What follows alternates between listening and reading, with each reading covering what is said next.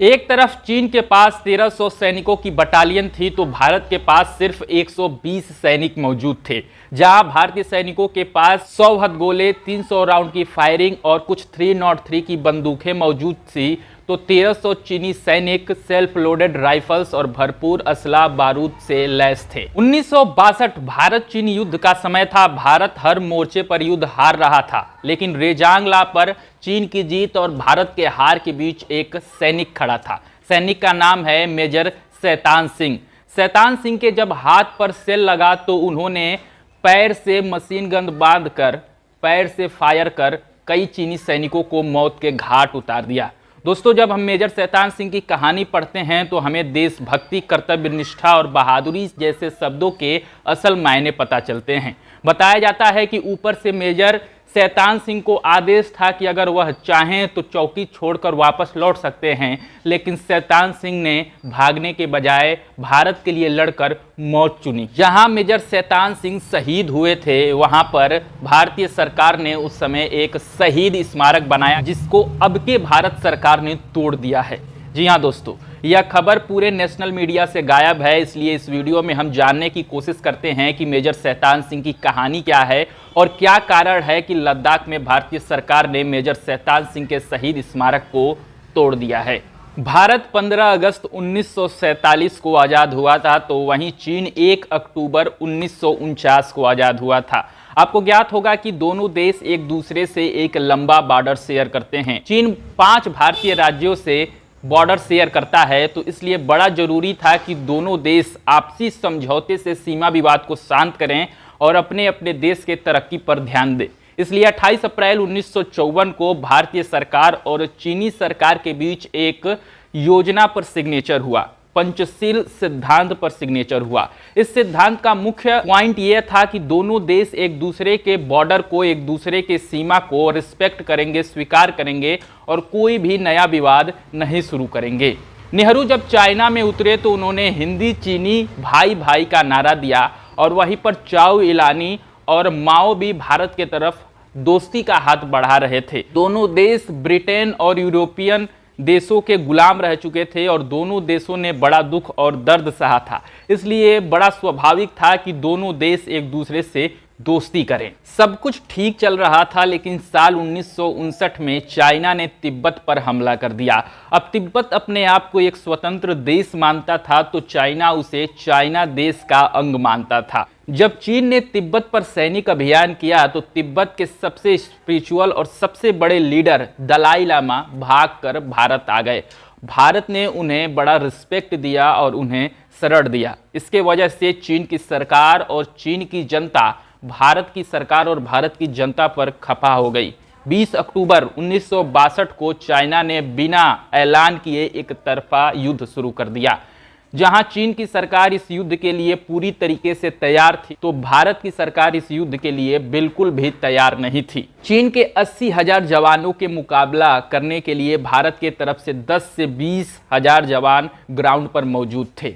प्रधानमंत्री नेहरू, रक्षा मंत्री वीके मेनन और सेना अध्यक्ष भी हौसला खो रहे थे। 1962 का युद्ध भारत हार गया, लेकिन इसमें कई छोटी छोटी लड़ाइयाँ थी जिसको भारत ने जीता, और इसमें से सबसे महत्वपूर्ण और लोकप्रिय लड़ाई थी मेजर शैतान सिंह वाले मोर्चे की लड़ाई, यानी रेजांग ला की लड़ाई।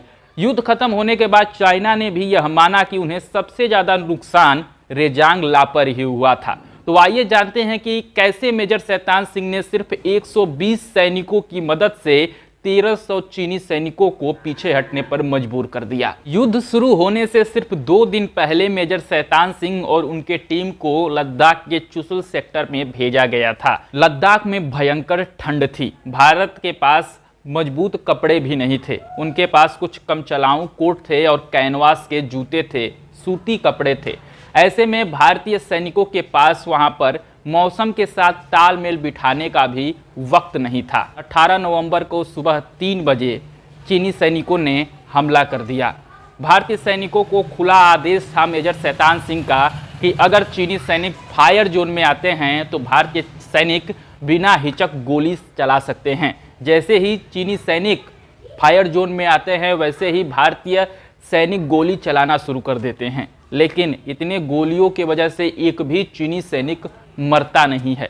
कारण यह है कि भारतीय सैनिकों को मूर्ख बनाने के लिए चीनी सैनिकों ने अपने याक और घोड़े के गले में लालटेन बांधकर भेज दिया था। तो भारतीयों द्वारा जितनी भी गोलियां चलाई गई थी वह सारे के सारे घोड़े और याक को लगे, जिसके वजह से भारत के पास पहले ही कम गोलियां और बारूद मौजूद थे, अब और कम हो गए। भारत बैकफुट पर आ गया। भारत यहां से युद्ध जीत नहीं सकता था। लेकिन यहां पर मेजर शैतान सिंह ने कहा कि मुझे एक गोली के बदले एक चीनी सैनिक चाहिए। सुबह 4 बजे खुद चीनी सैनिक लड़ने के लिए उतरे। 8 से 10 चीनी सैनिक एक पलटन के सामने आए तो पलटन ने 4 से 5 चीनी सैनिकों को मार दिया और बाकी वहां से भाग गए। इसके बाद चीनी सैनिकों ने खुला युद्ध करना शुरू कर दिया। 300 से 400 सैनिक 7 पलटन के सामने से आ रहे थे तो 800 चीनी सैनिक 8 पलटन के सामने से आ रहे थे। जब जवानों ने मेजर शैतान सिंह के पास यह संदेश भिजवाया कि चीन अब खुला युद्ध करना चाहता है, तो मेजर शैतान सिंह ने कहा कि हमारे पास गोलियां कम हैं, बंदूकें कम हैं, तो इसलिए पहले चीनी सैनिकों को मारो और उनके बंदूकों को हथिया लो और उससे चीनी सैनिकों को मार गिराओ। याद रहे पहले ही सेना अध्यक्ष ने मेजर शैतान सिंह को यह कह दिया था कि अगर उन्हें लगे कि वह वापस लौटना चाहते हैं तो वह फ्रीली वापस लौट सकते हैं। इसका कहने का मतलब ये था कि रेजांग ला पर सेना के तरफ से कोई भी मदद इस पलटन को नहीं मिलने वाली थी। लेकिन जो कहते हैं ना, leading from the front, major Shaitan Singh उस पलटन को लीड कर रहे थे फ्रंट से। उन्होंने खुद 20 चीनी सैनिकों को मारा। जब बाकी के सेना के जवानों ने देखा कि मेजर शैतान सिंह अपना जान कुर्बान करने के लिए ही आए हैं, कम से कम 10 से 20 सैनिक तो उनको भी मारना चाहिए, तो बाकी के सेना के जवान भी उत्साहित हो गए और गोलियां चलाना शुरू कर दिए। धीरे धीरे देखते हैं कि चीनी सैनिक पीछे हटने लगे। भारत का उत्साह और बढ़ा और भारतीय सैनिक आगे बढ़ने लगे। लेकिन इसके बाद एक बड़ा सा बम गोला आकर भारत के बंकर पर गिरता है और भारत का बंकर तबाह हो जाता है। इसके बाद बड़े मात्रा में गोलीबारी करते हुए चीनी सैनिक भारतीय पलटन के सामने आ जाते हैं और धीरे धीरे भारतीय सैनिकों के हौसले पस्त होने लगते हैं। जब हाथ पर मेजर शैतान सिंह के सेल लग जाता है तो वह पैर से रस्सी बांधकर मशीन गन से फायर करते हैं और कई चीनी सैनिकों को मौत के घाट उतार देते हैं। मेजर शैतान सिंह फुल बहादुरी से लड़ रहे थे और कई चीनी सैनिकों को मार रहे थे, लेकिन अचानक एक गोली आकर उनके पेट पर लगती है और उनके सामने अंधेरा छा जाता है। वह अपने साथी रामचंद्र यादव से कहते हैं, रामचंद्र बेल्ट खोल दे। जब रामचंद्र बेल्ट खोलता है तो उनकी अतड़ियाँ भी खुल जाती है। वह बार बार बेहोश हो जाते हैं और जब होश आता है तो वह कहते हैं कि रामचंद्र बटालियन से जाके कह देना कि पूरी पलटन चीनी सैनिकों से लड़ते लड़ते शहीद हो गई है। रामचंद्र उन्हें अपने कंधे पर उठाकर बटालियन के तरफ ले जा रहा था। अचानक बीच में ही मेजर शैतान सिंह शहीद हो जाते हैं। वहीं पर बर्फ के नीचे ढककर रामचंद्र बटालियन वापस लौट जाता है और बटालियन से पूरी कहानी बताता है। चूँकि चारों तरफ बर्फ था और ठंडी का मौसम था, इस वजह से कोई भी मेजर शैतान सिंह और उनके साथियों की लाश को ढूंढ नहीं पाता है। लेकिन जब ठंडी हटती है और चरवाहे वहां पर जानवरों को चराने जाते हैं तो देखते हैं कि एक सैनिक के पैर में रस्सी बंधी हुई है और उससे मशीन गन बंधा हुआ है। नज़दीकी चौकी को खबर की जाती है तो पता लगता है कि यह मेजर शैतान सिंह ही हैं और वहीं पर मेजर शैतान सिंह का स्मारक बनता है जिसको सरकार ने अभी तोड़ दिया है। तो आइए इस वीडियो में जानने की कोशिश करते हैं कि शहीद शैतान सिंह के स्मारक को भारतीय सरकार ने क्यों तोड़ा। चुशुल के काउंसलर इंस्टांजिन ने सोशल मीडिया प्लेटफॉर्म एक्स पर एक पोस्ट लिखा और उसमें उन्होंने बताया कि इस स्मारक को तोड़ दिया गया है जो शहीद शैतान सिंह से संबंधित था।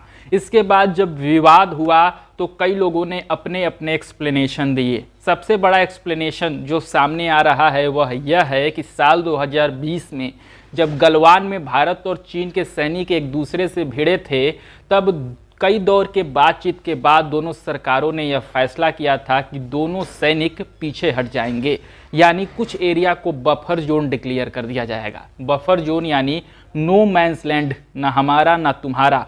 उसी लैंड में शहीद शैतान सिंह का स्मारक बसता था।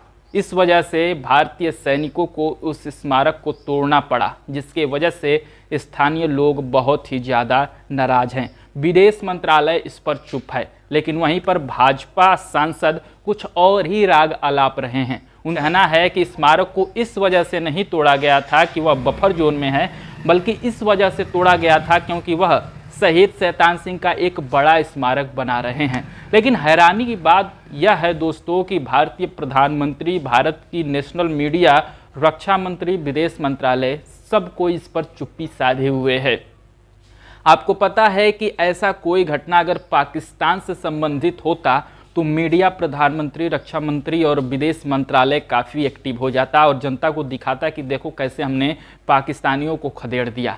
लेकिन जब मामला चाइना से होता है तो पूरा देश शांत हो जाता है, मीडिया भी शांत हो जाती है, क्योंकि कहीं ना कहीं अंदर से यह पता है चाइना से युद्ध जीतना बड़ा मुश्किल हो सकता है, भारत को काफ़ी नुकसान उठाना पड़ सकता है। सबसे बड़ा कारण इसका इकनॉमी है कि चाइना का इकनॉमी इस समय विश्व में सबसे बेहतर तरीके से ग्रो कर रहा है और चाइना सबसे मजबूत देशों में से एक है। कोई भी देश विश्व में, भारत ही क्या, कोई भी देश चाइना से सीधी लड़ाई नहीं लड़ना चाहता है। इस वजह से भारतीय जनता और भारतीय सरकार अपनी इकोनॉमी को बेहतर करने पर ध्यान नहीं देते हैं। हमेशा एक छोटा और कमज़ोर अपोजिशन ढूंढते हैं, उनको हरा कर दिखाते हैं कि हम कितना मजबूत हैं। यह भारत को लेट डाउन करने वाली बात नहीं है, भारत को बढ़ाने वाली बात है कि अगर मजबूत अपोजिशन चुनिएगा ना तो मेहनत भी करना पड़ेगा, भारत आगे भी बढ़ सकेगा। दोस्तों, इस वीडियो में हमने कहानी बताई मेजर शहीद शैतान सिंह की और उनके स्मारक को क्यों तोड़ा गया उसके कहानी को। उम्मीद है आपको यह पूरी कहानी, पूरी फैक्चुअल जानकारी मिली होगी। अगर यह वीडियो इन्फॉर्मेटिव लगा हो तो अपने दोस्तों तक इसको पहुंचाएं और चैनल को सब्सक्राइब करें। बहुत बहुत धन्यवाद।